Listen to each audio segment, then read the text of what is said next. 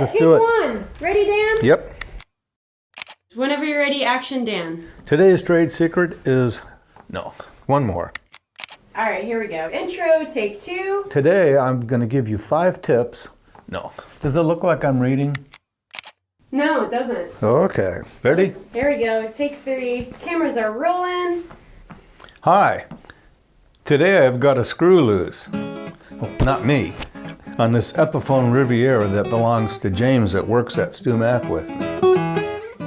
A few years ago, we at StewMac decided to make a video tribute to Dan Erlewine on the occasion of his official retirement. Well, Dan is one of those guys that doesn't actually ever retire. He was continuing to host videos and hang around StewMac, and we just never found an appropriate time to publish that video. Well, today, folks, is Dan Erlewine's 80th birthday. We thought we would honor him by showing that video to you now. So here's to a legendary luthier, educator, innovator, and dear friend, our Dan Erlewine. Hope you enjoy it.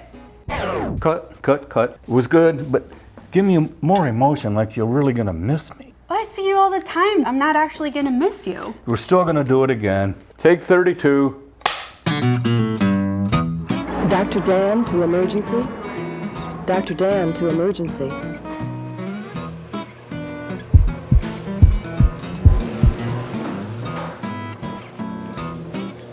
Hi, I'm Dan Erlewine. Perhaps you think of this as a real basket case. Not true. Here at the Guitar Hospital, we have dealt with this sort of problem many times. Honestly, it was my older brother, Michael. Michael had bought a PK 957 Panasonic, the first consumer-grade video camera. He loaned it to me. He said, what you should do is take videos of what you're doing and show people. 5 millimeters.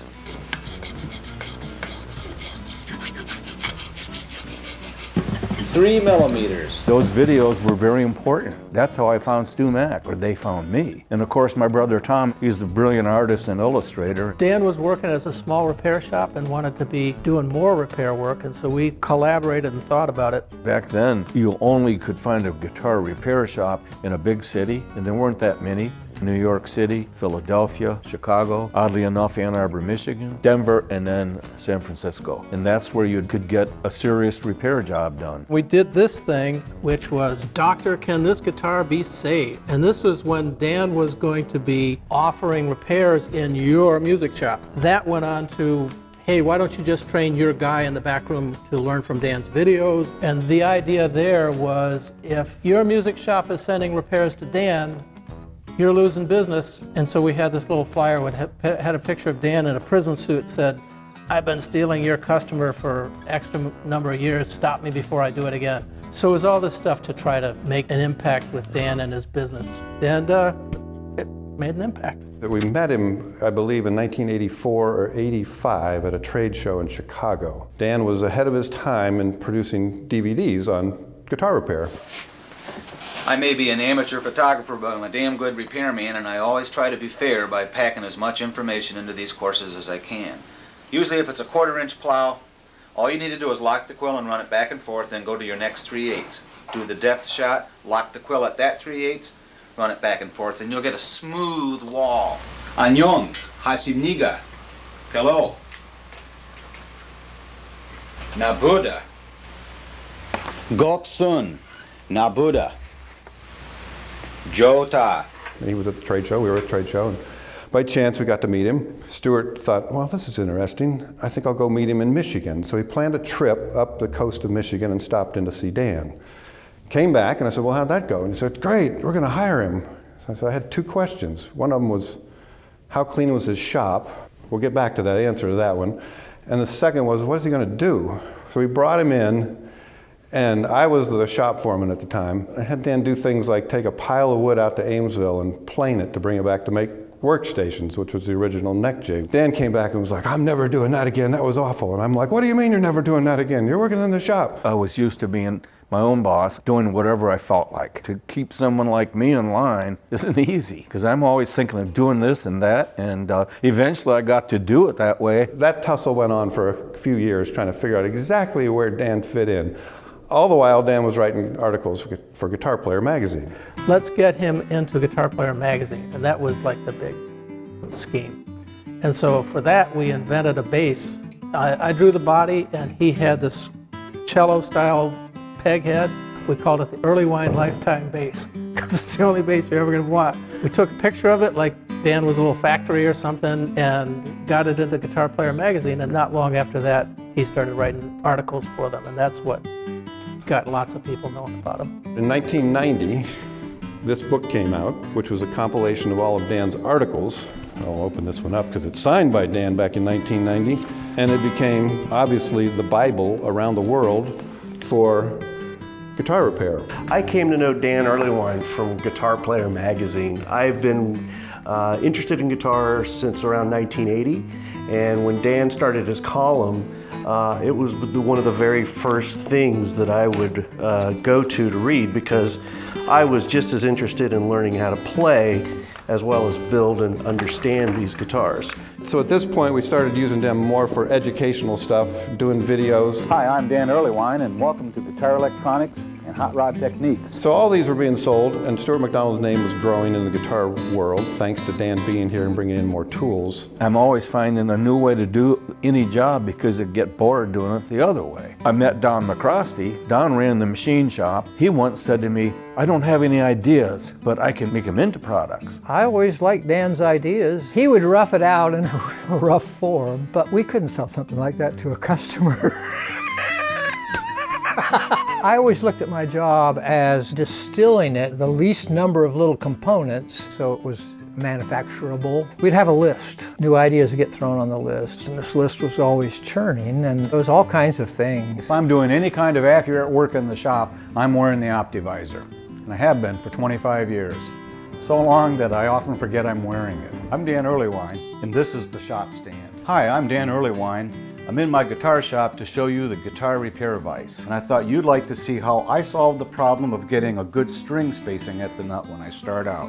At that time, everybody doing repairs and Luthier seemed to be trying to hold their secrets real tight to themselves. If they knew how to do it, they weren't going to tell you, because then you'd be a competitor. Between the Guitar Player articles and the videos, everything about Dan is, here's how to do it, sharing how to do it. And that whole sharing thing, that's really the core. That's really what the whole thing is about. It's about sharing information. So Dan just gave it all away from the start. There you have it. That's how to mix hot high glue, and you can heat it and cool it and heat it and cool it, and it'll last you for weeks. And you'll learn to love it just like I do. I didn't like the fact that other people wouldn't share things with me. In the early 60s, when I would go to Paul's music store and I would ask to buy some fret wire, and he wouldn't sell it to me. The same with a nut. I wanted to buy a nut or a blank for a nut, and he wouldn't sell it to me. It's kind of like the guilds in Europe. You just don't pass that information on. It could affect your livelihood. That's how I got the name Trade Secrets. The invention of my brother Tom and I, we filled the catalog with up to 8 pages some years. People would send in their new ideas. I encourage people to send us their ideas because we learn so many things that way. Someone like me can't hold it inside. I want to show people. I'm proud of what I do. I get excited, and when you have people to share it with, that's just a wonderful thing. You know, I got to interview B.B. King in 1991 for Guitar Player magazine, and he was playing his very first owned model of Lucille, and I put it in the Guitar Player repair guide. When it was all done, he let me take Lucille and play it, and he played chords for me. He says, go ahead, and I was playing B.B. King licks, and I know a lot of them. Not everybody knows about Dan. You actually have that in common with him. Dan was a professional musician before he started into the building and repairing his Playing career. with some heavy hitters too. Yeah, definitely.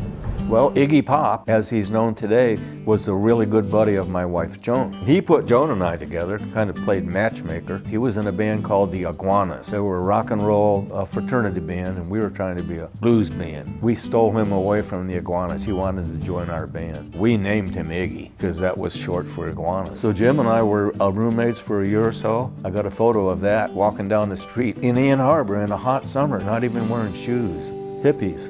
It's not that I don't love this 1940 J35. I love it, and it's wonderful, but it's kind of big for a little guy like me. That's why this little sweetheart is my favorite. Let's give him one.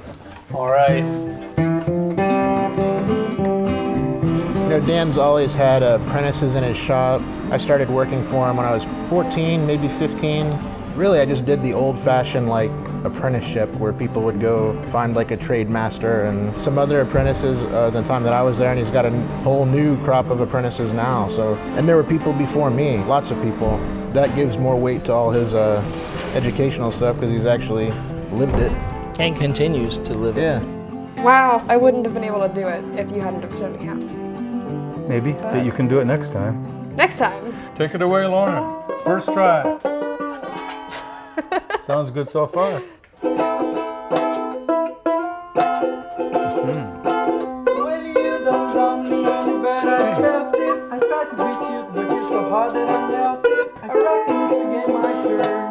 Only on a banjo, you.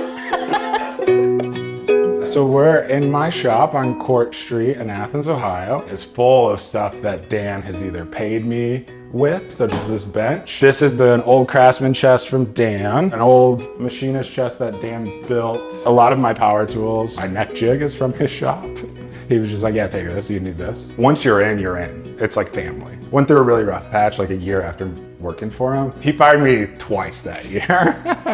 And it was just like, no, you're done, go home. He followed up and was like, hey, just take a week or two off and come back. Like, we'll have a beer and talk this over and get back at it. Dan's been there at times for me when I felt completely alone. My wife and I, when we were dating, we separated for 9 months, and he was integral in picking me back up through that and got me through it. 18 months later, I was fortunate enough for him to accept my invitation to be a groomsman at my wedding. He was just like so touched that I thought of him that way. And I was just like, dude, this is a friendship of a lifetime. I will think about our friendship forever. He always says in the shop, if you want to be a better luthier, be a better person. When you start to apply that to your life, your work gets way better. Adaptability, thinking on your feet, research, thinking things through, being patient, staying focused. Because it's those moments where you're thinking about the hardships in life that you make mistakes in your work. So when I came to Dan, it was like a master's class. Coming from a repair shop where I had to like every day have so much output in order to pay my bills and keep the shop work moving, coming into Dan's was a whole new experience because he didn't have to operate like that. His whole job is education and coming up with new tools and new ideas to share with the world. So I paid attention to details I didn't pay attention to before, and it made me such a better repairman. Speaking of wiring, since this is such an important job to me, I've asked the best wiring man I know, Gene Embody. Come on, Gene. Gene and I have worked on guitars for 30 years. He works at StewMac, and he's going to do the honors here. Thanks, man. I really appreciate you bringing me in on this. Vintage Gibsons are my favorite. We'll pull apart that PAF and pull the coil cut wire out, put a new lead wire on it. I've aged some covers that I think are going to look great on this. God. Yeah, those came out really well. Boy. Teaching is an art in and of itself, and teaching on video and connect with people through a camera lens. Even now, even comments on 10-year-old videos of people who are just finding Dan for the first time, like, I love this man. Like, they've never met Dan before, and they immediately connect with him and know they can trust him, and they know that what he's saying holds weight and that they should listen. I've absolutely tried to emulate that. That's something that I hope has translated into the work that I've done. I've been lucky enough to follow in his footsteps, and I hope that I can carry that along too, that connection. You have to know what you're doing. You have to be good yourself in order to explain it. Be honest, tell the truth, you know, really think about it. And with video, you can show it. For me, seeing is believing. You watch somebody do something very tricky, and bingo. Dan will never tell you he knows everything. He will never tell you that the way he does something is the best way or the right way or the only way. He's always looking for a new way to do something. So he's not just an educator and a teacher, he's forever a student. His whole motivation is to take that knowledge and refine it and give it back to everybody else. That's what separates Dan. Dan has this very infectious love of the craft that, you know, when you are in his orbit, when you watch his videos, you know, even read the books, you just get caught up in the fact that, you know, this is just so cool, it's so interesting, and that you learn to do this one thing and then you feel empowered, and now you want to do 10 other things, and you feel like you can because not only, you know, has Dan made you feel like that, but there's also 100 other pieces of content that he's got out there to sort of help you and nudge you along as you're learning. And this is going to be intro, take 1. And action. Recently, a wonderful thing happened to me. A dear friend of mine passed away. That's not the wonderful thing. I'm sorry. Oh God, I'm sorry. As a whole, the Luthier industry wouldn't be without what it is without Dan. Dan's ability to not do the same job the same way twice always leads to new ways and new tools and new tool ideas. He's constantly hacking and trying to find a better way. I just got an idea. They should sell aerosol cans of thinner so we can spray our tips out. That's brilliant. Remind me of that. I will. Amazing to just have this innovator that just is constantly looking for another way.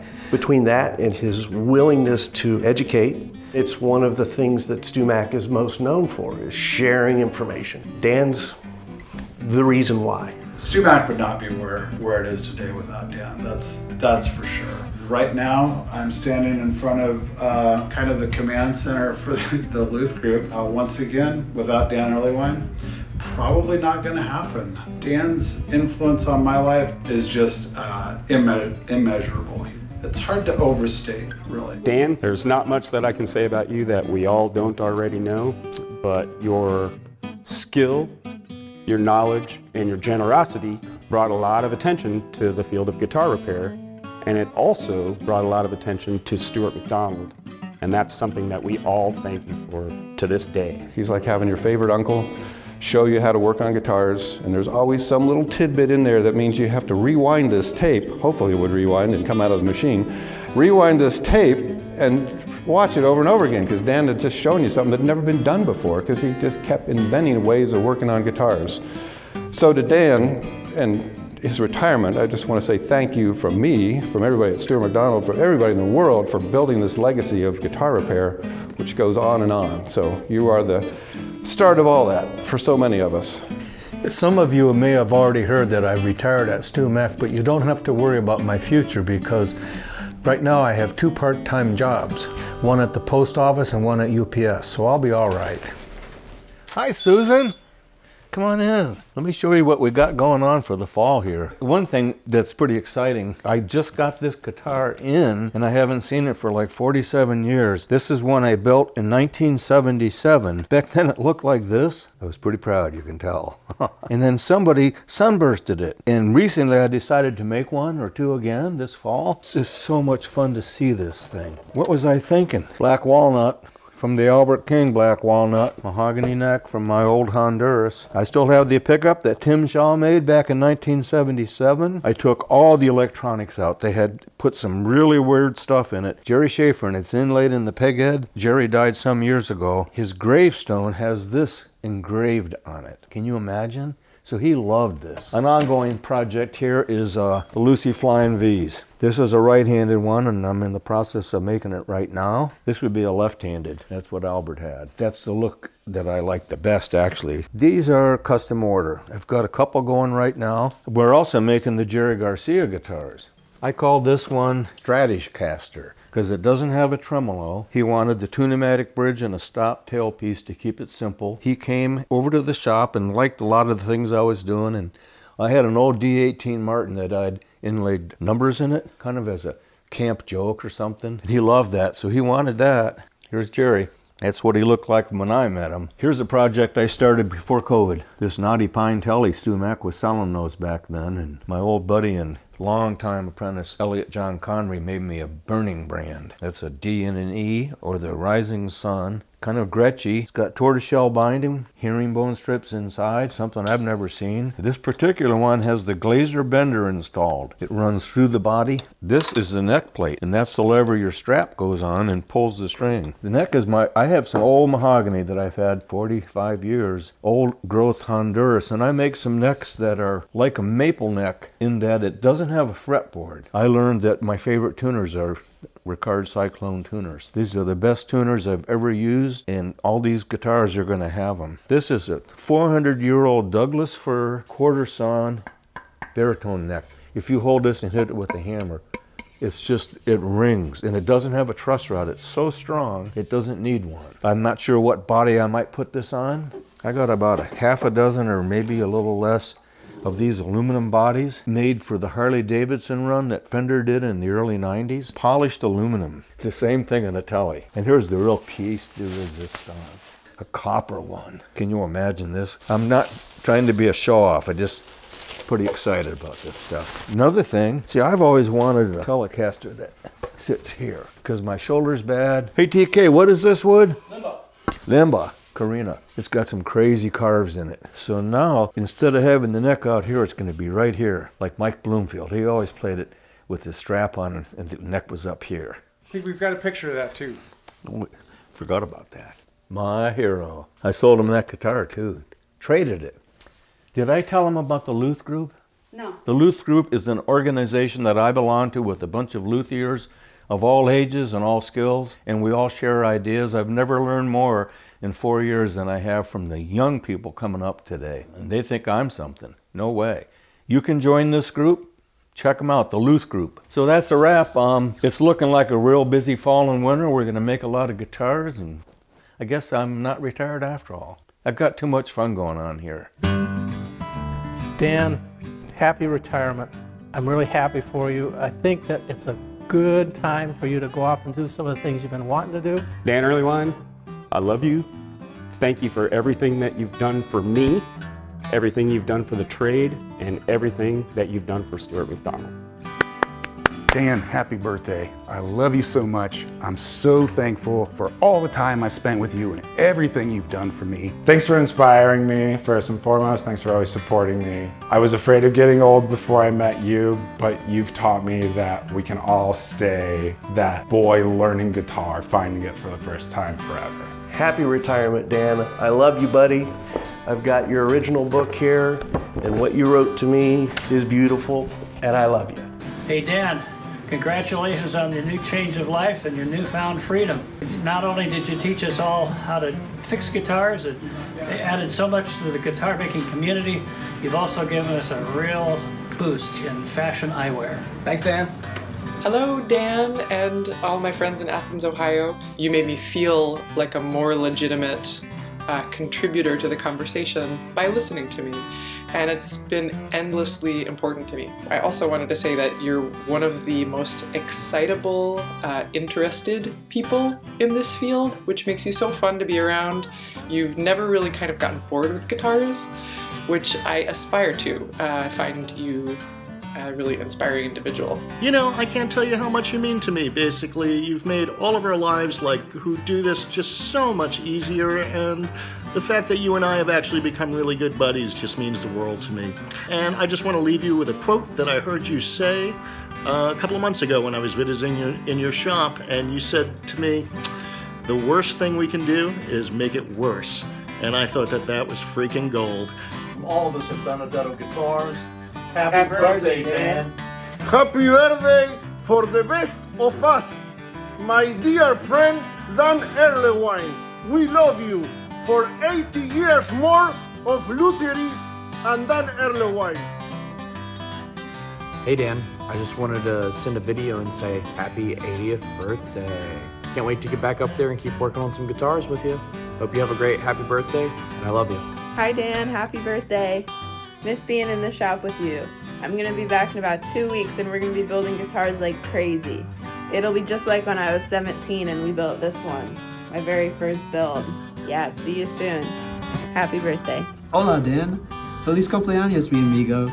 Thanks for being a great boss, Dan. It's been great working for you. Congratulations on 80, man. I think Dan has been the only person I've ever met that's truly changed the world for so many people, and recently in my world. Bottom line is that I don't think there's ever been a day I've left this shop that I didn't feel better than when I got here, and that's because of Dan. Happy birthday, Dan. I love you. Happy retirement, Dan. This is Rod from Brazil, and I'm really happy to be your friend. I know the world loves you. So, this is a big hug from Brazil, Dan. Bye.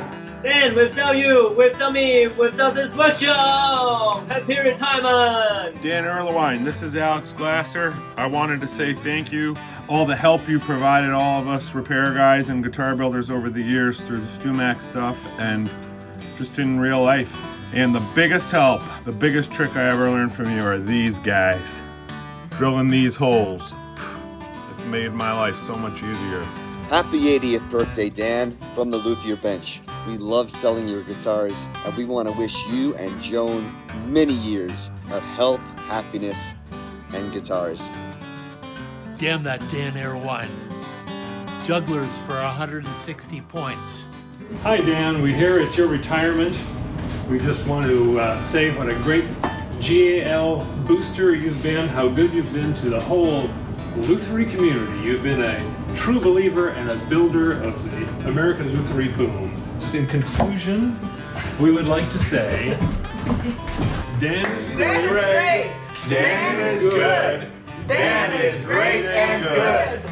Hi Dan. Happy Congratulations. Love you. Enjoy your retirement. Hello. Is this thing on? Is this thing on? So Dan, you're retiring. I don't believe that for a second. I know you're going to be out there doing something as long as you can be. And that's going to be in the shop or building guitars or just plain raising hell. I wish you the best of luck in your new endeavor in your repair shops, and I look forward to absolutely having a great relationship with you, building guitars together, and I'm sure that's going to be fabulous. Dan, congratulations.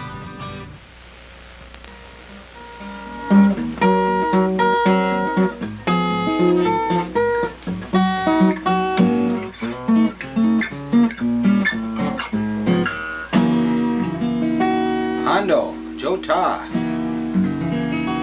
Kamsahamnida, Annyeong.